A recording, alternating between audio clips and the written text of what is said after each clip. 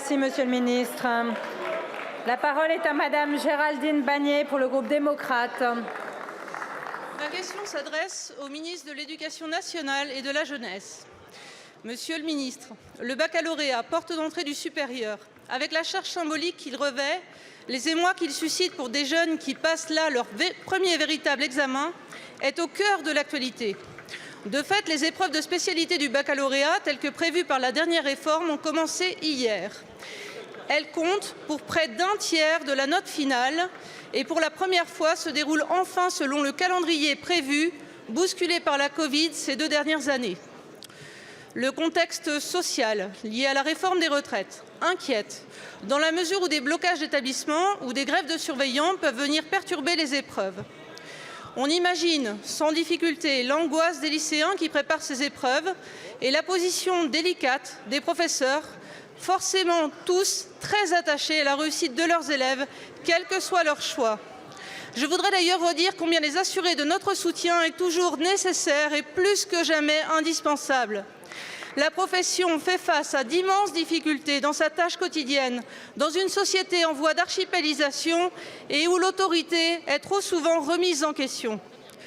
Votre ministère a indiqué que des surveillants supplémentaires ont été convoqués et il ne semblait pas exclu qu'on puisse recourir au préfet en cas de difficulté pour accéder au centre d'examen. Pouvez-vous nous faire un point de situation? Combien d'élèves n'ont pas pu passer leurs épreuves? Quelle possibilité pour eux de le faire? Quelle vigilance aussi pour la phase de correction? Merci de votre éclairage.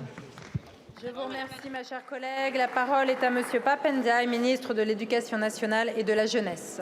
Merci Madame la Présidente, Mesdames et Messieurs les députés. Madame la députée Bannier, vous l'avez dit, l'organisation du baccalauréat se déroule dans des conditions normales prévues par la réforme après les difficultés que nous avons connues en raison de la crise sanitaire ces 2 dernières années.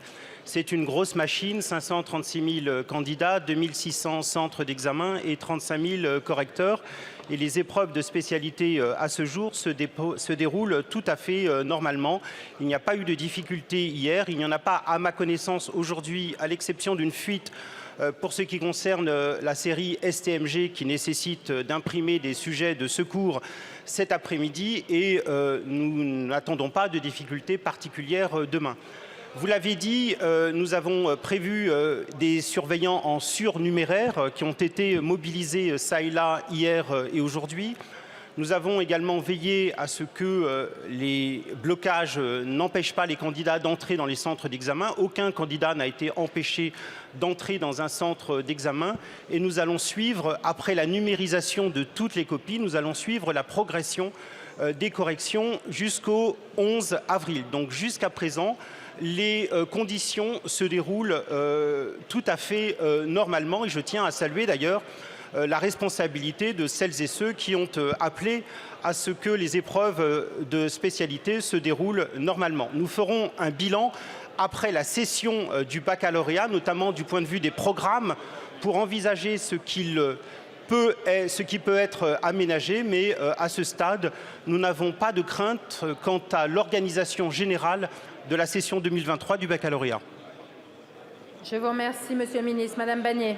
Merci, Monsieur le ministre, pour ces propos rassurants et pour votre vigilance. Et puis, bien évidemment, très bonne chance à l'ensemble des 536 000 candidats. Je vous remercie.